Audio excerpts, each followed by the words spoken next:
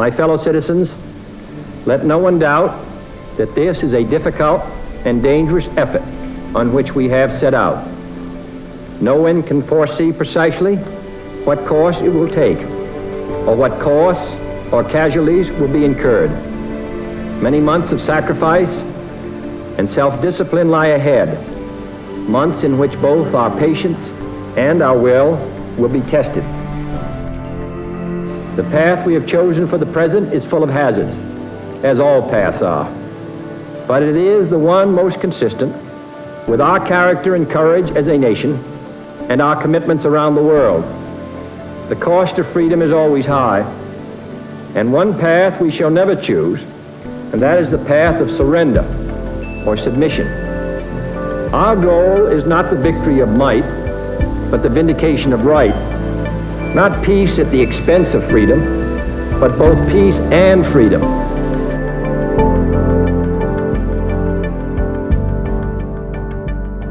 So that was a small clip of John F. Kennedy's very famous Cuban Missile Crisis speech. In that speech, he says a lot of fantastic things, but one particular thing I like was when he said the path we have chosen is full of hazards. Because in ARC a while back, I chose a path that was full of hazards, and this created a story, which is what I'm going to tell here. Now, this video has taken a huge amount of my time. I've edited it and re-edited it, I've stripped it back, redone it, clipped, unclipped, you name it, I've done it here. But the reason I tell you that is because this is important to me. I've done a lot of videos about raiding and various other bits and pieces, and they're fun videos, but this video is important to me. And I want people to hear my story, and in that story there are lessons for us all, I guess, in ARC. There are lessons for us perhaps about life as well. But it isn't necessarily a quick story, and I want to do it justice. So, where to start? From the beginning. Now, before we kick into it, just one little caveat I'm going to give out there, which is I'm going to use people's names and I'm going to use tribe names as they were at the time. Now, the reason for this is that it is a game, it's not too stressful, it's not ruining anyone's careers or anything like that, and I'm certainly not giving any secrets away here, but it was important to tell the story. And certainly if those people choose to watch this video, they can chuck some comments in down below and make some commentary on my recollection of the events here.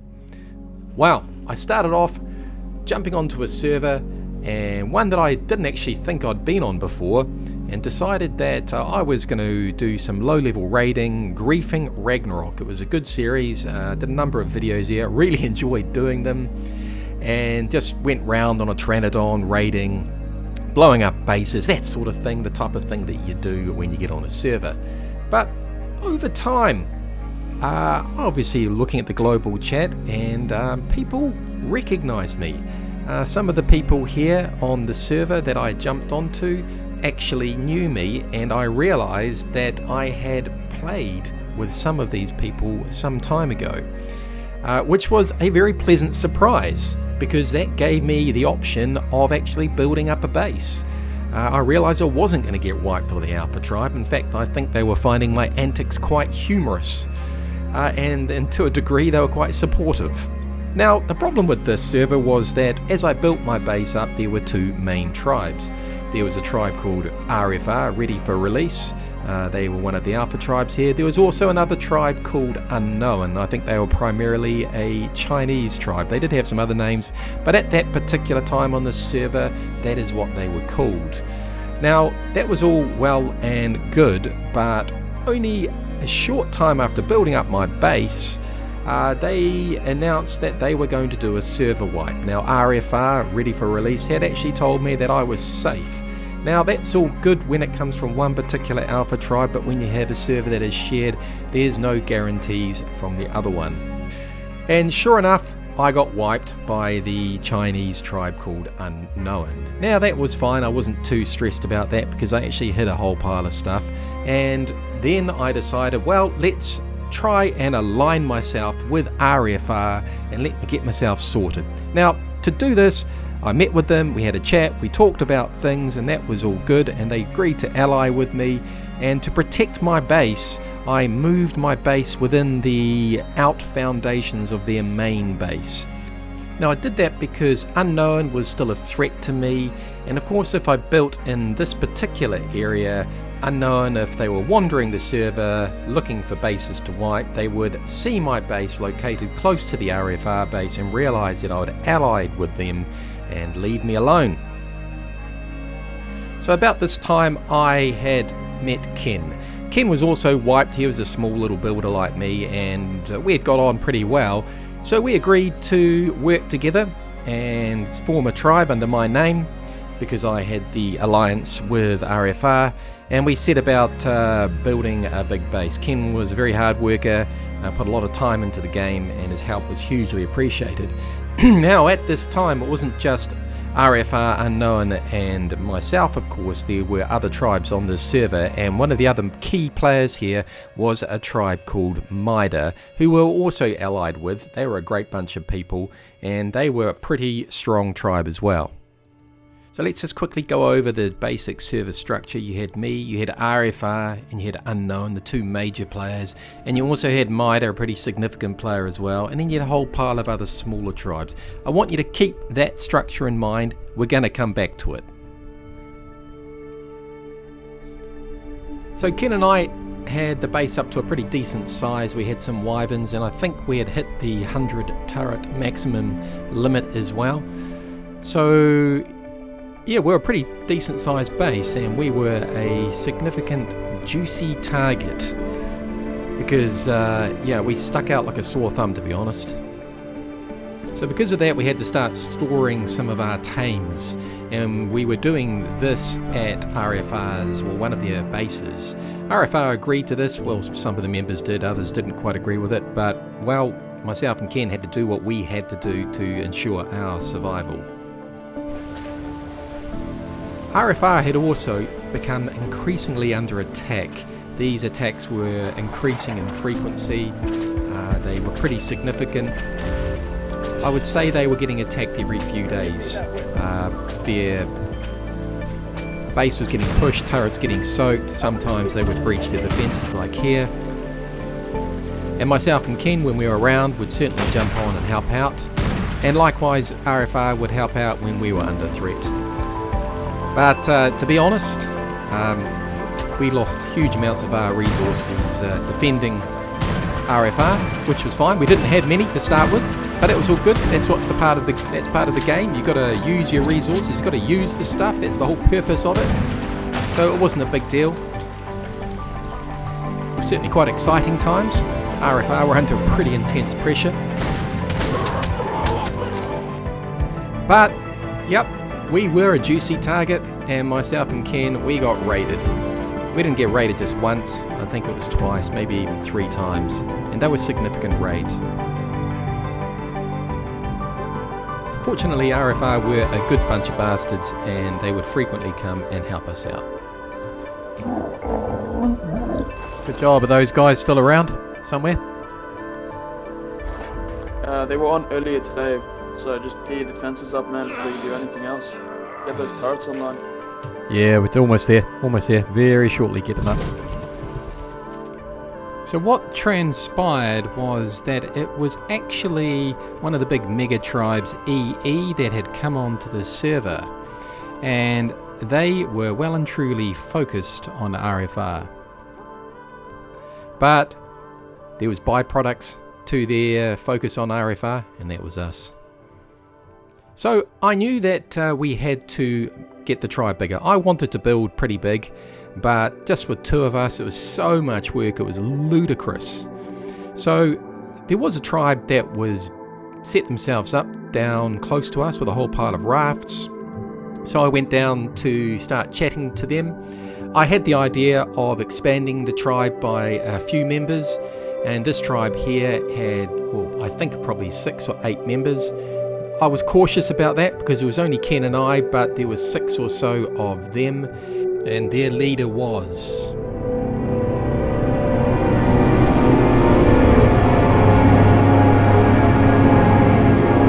Yes, the man who would later cost me 2 servers and get me banished. I didn't know it then, but he had appeared before my eyes. But it wasn't all that bad. We actually had a lot of fun for a while with those guys. They were a good bunch, and Flint was a good sort, good laugh, had some good times. Barbecue that bitch. There we go, that's the welcome. One more, buddy, one more.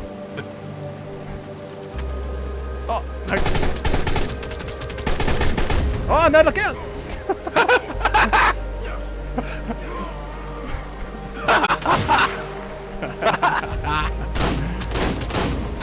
Oh, it's going all over. Ah, don't burn me!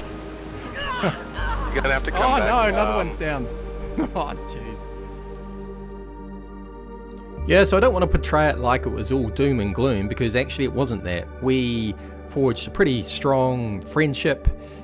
Him and a number of the tribe mates who came on board, who I won't name them all, but they're good sorts, and to this day actually I keep in contact with virtually all of them. And we merged together under my name, just yet again, just purely because I had the alliance with RFR and I had the history and the knowledge with them, and we set about building up a big base in a different location. Now this was a particularly demanding time. There was a lot of building to be done.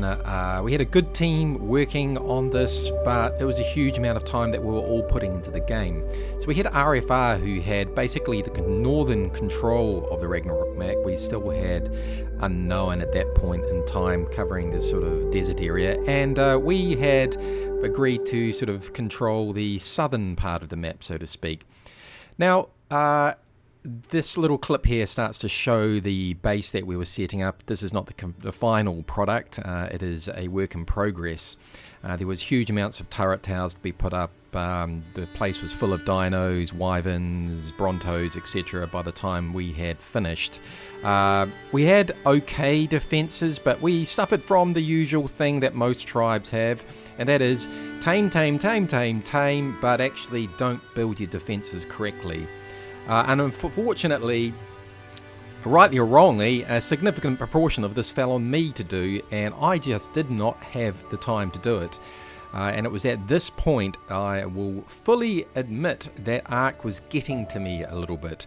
I was really sick to death of every second of my life thinking about Ark and building. So I needed a bit of a break away from it, and so I decided that stuff it, I was going to move over to Arboration and leave Ragnarok behind for a little bit. I was still the owner of the tribe of Ragnarok, but I wanted to set up an Arboration just for a change. So I moved to an Arboration server, which RFR were also the Alpha tribe on. They had a slightly different name, but for simplicity's sake I'll keep it as that. So me and 2 others, Ken and another guy called Matty, spent a huge amount of time building up here, primarily as an alternative for the whole tribe, the Mojo Pojo Empire, for want of a better phrase, but that's what we were called, for the whole tribe to have an alternative base set up. You should never invest fully into one base, of course, and Arboration has a lot of good things on it, including the metal farming, etc.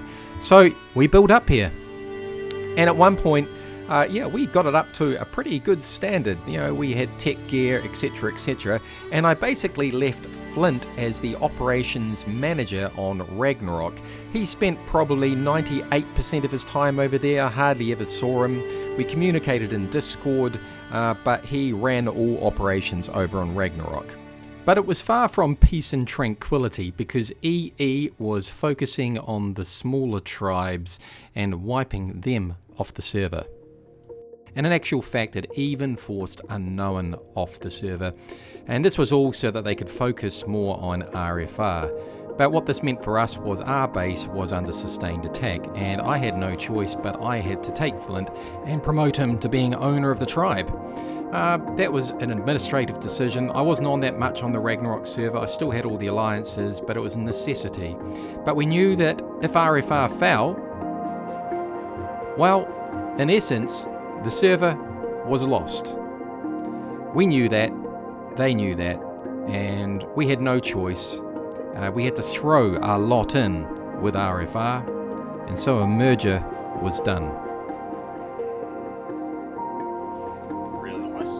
Yep. So, and Flint is, as I said, Stonie, I transferred ownership over to Flint because I didn't think I'd be on, but as I am, but he's got ownership, so anything you'll probably have to do through him. And yeah, I'll just be one of the parties at the moment. I'll leave it to you and him, Flint. Yep. Alright guys, Kay, grab all your cold fireworks, I've got the hot ones, and everybody else just grab whatever's left over. Love it.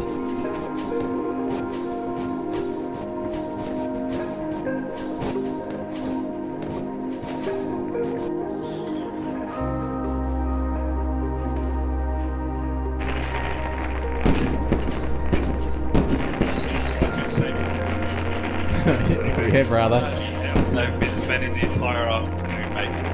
I'm pretty sure there was probably less of these on the fucking Sydney Harbour Bridge last time I saw fox this morning.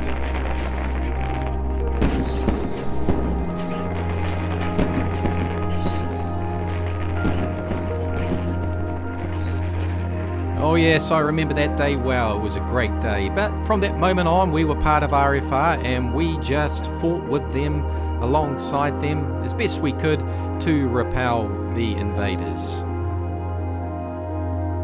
Yeah. Circle all the way back. You got a crack up in this rock here. Yeah, they got a griffin here. A griffin, sorry. They've got an enemy griffin, did you say? Yeah. Is it ridden? Nope. Yep. Sure. Nope. So despite us actually being around and helping out as best we could, I suppose, we were a small group amongst a bigger group, and things were not as they seemed perhaps. There was underlying tensions, and I don't think that, I don't want to overstate it, but yeah, I don't think the old Mojo Pojo Empire crew, as I called myself, was 100% happy under RFR. I think there was just a couple of people who said a few comments, and it basically made the team a little unsettled and not happy. Of course, I wasn't around most of the time. I was still over on Arboration, just doing my thing for the majority of the time. But what of course this created was a fertile ground for Flint, a man with ambitions that I didn't know about, to start communicating with the enemy. So while he continued with his surreptitious master plans, which none of us knew about, Stonie, the leader of RFR, was calling a lot of meetings, a lot of Discord meetings. Me on Arboration, obviously, I was on Ragnarok all the time, but I was partaking in these meetings, and Stonie would lay out the seriousness of the situation that we faced. This morning, so you can see the damage they can do to a base that is well equipped, well armed, basically got people around. They've destroyed just about every other structure around the map. They're gunning for the green teleporter. We've just got to be vigilant and make sure that effectively we don't leave anything out there for them just to take down easily. It's about not giving them any victories that we can avoid. So these guys feed off basically winning. So the server was just under constant attack, and it just kept being under attack for a god-awful long time. But those ruptures that I talked about, they widened, and I think generally people got on, but it wasn't really working out, and Stonie and crew knew that, so they agreed to separate us out from the tribe and set us up.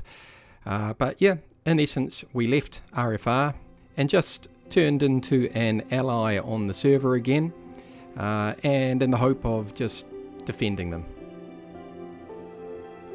But that's what I thought. But this man had other plans, we later found out. But in the meantime, the tribe established a new base in the canyon on Ragnarok. Not the greatest locations, but RFR had suggested this was a good spot to build, and therefore they started to build. Now I should emphasize here that Flint was actually in communication with EE quite frequently. We didn't know that. We knew there'd been some communications, but we didn't really know what they were about. But we didn't know that Flint was well and truly under the covers, snuggled in the same bed with EE. RFR was of course still facing daily attacks, but by now we later found out Flint was feeding intel to EE, things like when RFR members would be online, the weak points in their defences, and was generally making sure that the tribe provided only a slow response to calls for help. So the question begs, of course, is why? Why did he want to do this? Because we didn't know anything about it at the time. But in essence, we found out that Flint's plans were to depose RFR with the help of EE and set himself up as the Alpha tribe on this server. Of course, I only discovered that later on. But the big problem I had was that Flint was still using my name as the tribe name on Ragnarok, when I actually wasn't there a huge amount. I'd asked him to change it, but at that particular point he was more than happy to keep it as my name because it kept the Alliance strong, so we thought. So I decided to take a short break from ARC, not long, but needed a little bit of time off, and I passed the ownership of the Aberration server to a tribe mate. But things rapidly went south. Back on Ragnarok, the tribe still under my name, Flint being the operations manager and actually essentially the owner, he decided to kick Ken. Now, I was obviously getting messages around this and I was not happy, and I was interacting with the Ragnarok server, coming and going from the base, and then I was kicked, remembering the tribe was under my name. Back on Aberration, Flint had been in the ear of the now owner here, and yet again Ken was kicked from Aberration, and I was over here deeply unhappy with the whole situation, and I was kicked as well. So despite the fact I actually wasn't part of either of these servers anymore, they were both tribes under my name still. It was my alliance with RFR. And it was this point that I discovered his plans. I put my feelers out and got my informants talking to me. And I found out that Flint had a history with RFR. He had actually been wiped by them previously on a previous server, and he had a particular dislike for several key RFR members. And keeping that in mind, I made the decision to tell all I knew to RFR.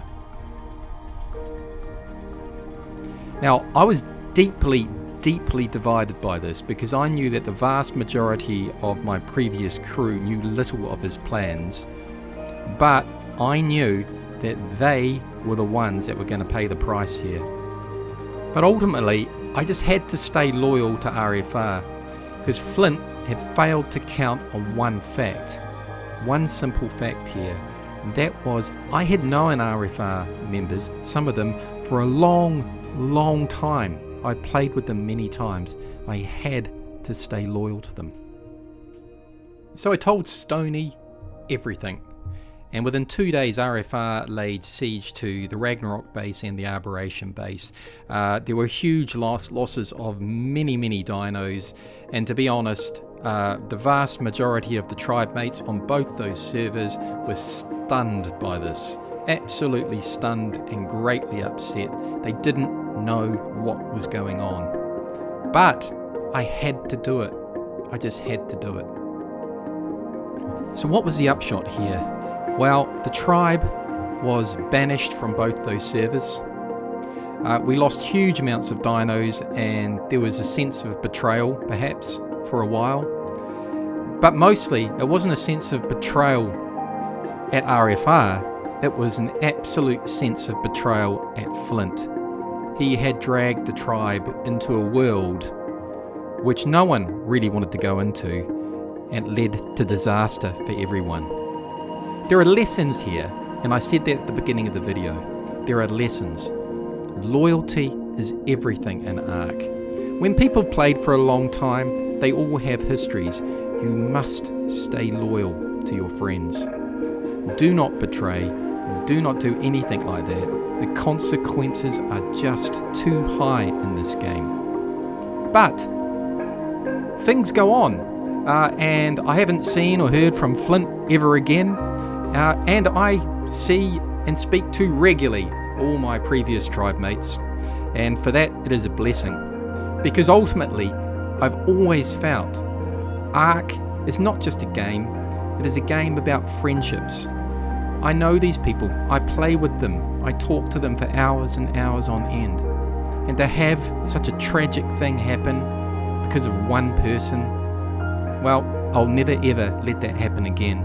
And maybe if you've watched this video and you've thought about doing things like happened to my tribe, well, maybe you'll think again. Anyway, thanks for watching. This video's taken a long time. Please like and share it, because this is a video for everyone actually. I know it's been a little bit longer than perhaps many videos that I do, but I felt the story had to be told in full, and I hope you enjoyed it, and I'll see you in the next chapter. If I was a fire, burning light, I would break into the night. Come to me, come tell me how I'm wired. I know I'm about to be set on fire. Come to me, come tell me why I reach. Oh God, I'm so screwed. There's 3 of them. Oh no. Oh, rock golem. Oh shit. Oh, I'm gonna lose everything here. Oh no. Oh no. 1 versus 3, it's not fair.